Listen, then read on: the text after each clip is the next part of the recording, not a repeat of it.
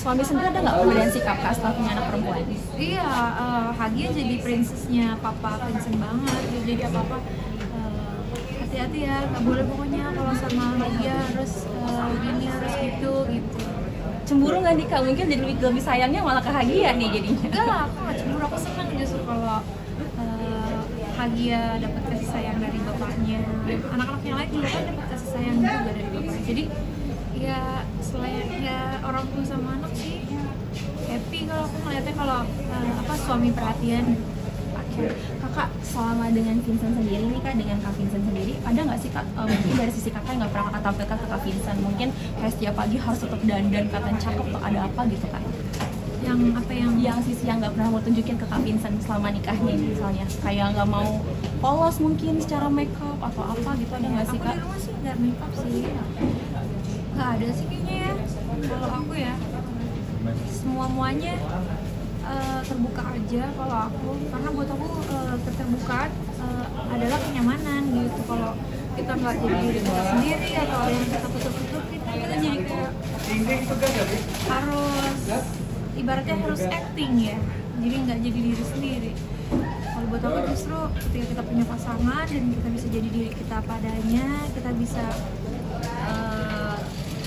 berlaku ya sewajarnya kita biasa bersikap ya, itu buat aku poin banget. Oke. Kemarin kan Kak Jedar sempat pendarahan, sekarang kondisinya udah membaik atau gimana nih Kak Jedar? Prosesnya tuh kayak gimana? Keadaannya sih udah membaik sih, udah jauh lebih baik, udah bisa beraktivitas juga, terus udah mulai menyesuaikan lah dengan keadaan sekarang gitu, dimana ibu menyusui, ada newborn di rumah gitu, jadi menyesuaikan dari yang kemarin lahiran, ada prosesnya juga kan, penyembuhan, recovery, jadi udah much better sih. Kamu ada endorsean belum sih Kak buat diri bayinya? Udah. Apa sih tantangan terbesar Kak Jessica saat melewati momen-momen pendarahan kemarin?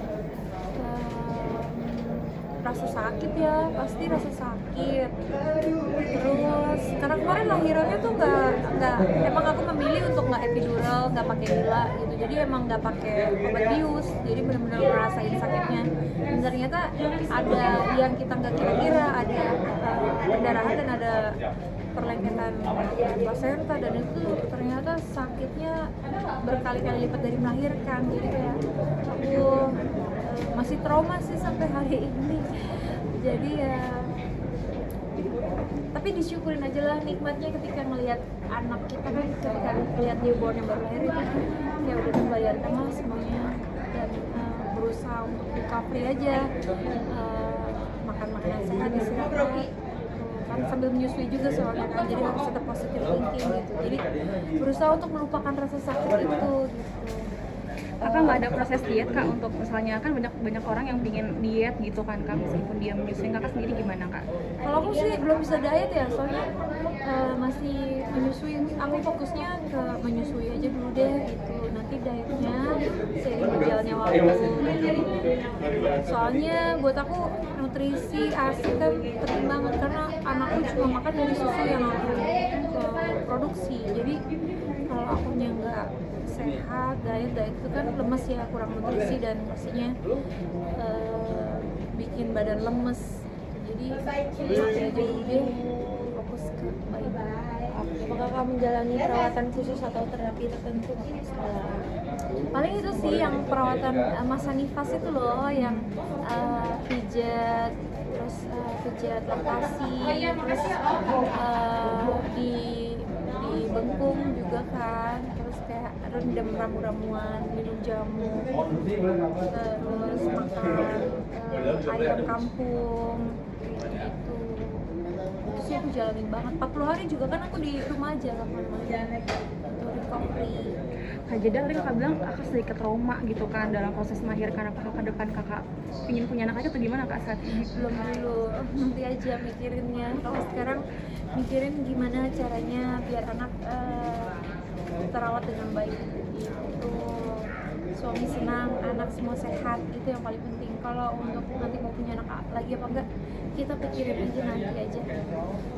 Baik, makasih Kak. kan soal hak asuh anak, apakah kakak setuju nggak jika hak asuh anak itu tidak perlu jatuh ke tangan si ibu?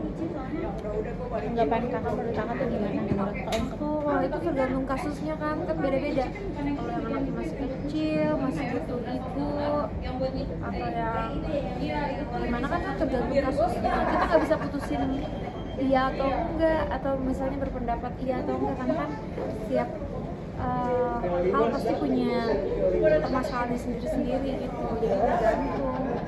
Jadi menurut kakak di usia anak yang masih 17 tahun ke bawah berarti masih hak asuh anak tuh tetap ada di ibunya sendiri ya kak? Apa emang tergantung aja?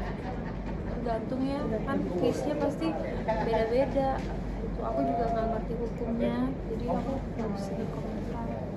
Oke, Apa? thank you ya kak. Terima kasih banyak ya.